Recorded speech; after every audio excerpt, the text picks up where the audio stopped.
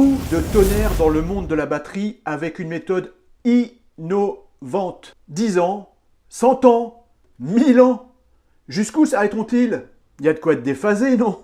Allez, 4 minutes, comme la dernière fois. Pas plus, 4 minutes. C'est parti. Aujourd'hui, les voitures électriques ne cessent de se démocratiser et sont de plus en plus nombreuses sur le marché. Les technologies continuent quant à elles d'évoluer, notamment afin de proposer des véhicules plus performants, offrant plus d'autonomie et pouvant également se recharger plus rapidement. Si le réseau des bornes de recharge se développe lui aussi, le but des constructeurs est de réduire le temps passé à recharger sur ces bornes. Mais il existe aussi un tout autre challenge pour les ingénieurs. Augmenter la durée de vie des batteries.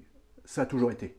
En effet, celle-ci reste très limitée, bien qu'elle soit en constante augmentation. Le but? Réduire l'usure pour que la capacité reste la même ou augmente au fil des années. Et il semblerait qu'une équipe de chercheurs, équipe fondée en 2016 au Canada, équipe qui n'a jamais lâché prise, c'est important dans le monde des batteries, cette équipe aurait trouvé un début de solution. Tu as remarqué dans l'article, il y a « il semblerait » et un début de solution. Jeff Dahn, le dirigeant de ce groupe de chercheurs, est un scientifique notamment connu pour ses recherches sur les batteries, forcément, batteries au lithium-ion et travaillant pour le Tesla Advanced Battery Research. Ainsi que ses étudiants ont en effet fait une découverte capitale au cours de leurs travaux. Annonce qui a été faite récemment. En remplaçant le lithium, le fer et le phosphate, généralement utilisés par du nickel, du manganèse, du cobalt et du graphite. L'équipe a réussi à augmenter la longévité des batteries. Alors on va dire, oui d'accord, je vais pas faire volte-face. Et l'écologie dans tout ça? Et ouais, j'en perds le fil conducteur. Selon un article publié dans le Journal of the Electrochemical Society, je vais t'en reparler à la fin.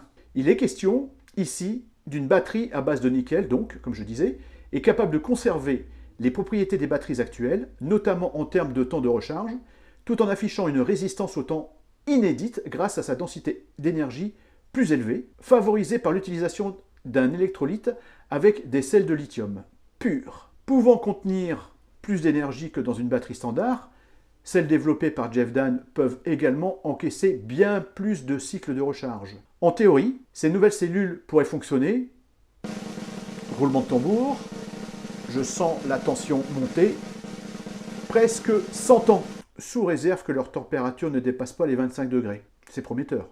La problématique de la durée de vie des batteries pour voitures électriques est avant tout, évidemment, écologique.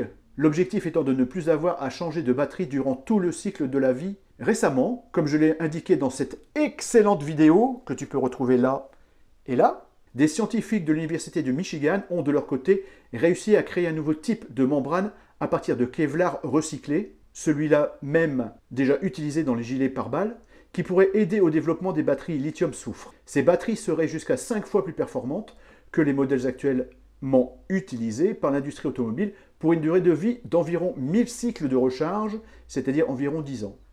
Alors, 10 ans, 100 ans, 1000 ans, jusqu'où s'arrêteront-ils? Encore une fois, j'en perds mes mots, capitaine. Je prépare d'ailleurs une nouvelle vidéo sur les batteries de 1000 ans. Je vais la faire là bientôt, donc n'hésite pas à t'abonner pour ne pas la louper. 1000 ans, je reviens là-dessus, 1000 ans. C'est vraiment la course à celui qui aura la plus longue durée. Personnellement, je pense qu'il y a un potentiel énorme sur les batteries.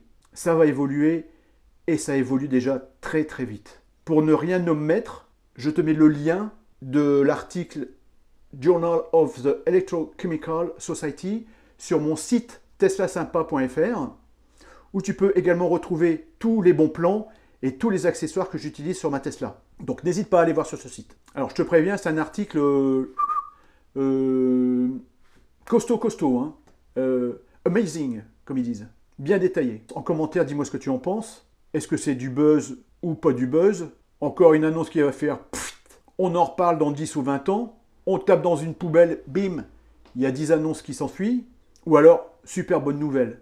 Dis-moi. Bon, si j'ai réussi à te faire sourire un tout petit peu avec cette vidéo, parce que bon, c'est quand même très technique et c'est assez rébarbatif, Si j'ai réussi à te faire rire ou sourire un petit peu, c'est que le courant passe bien, non?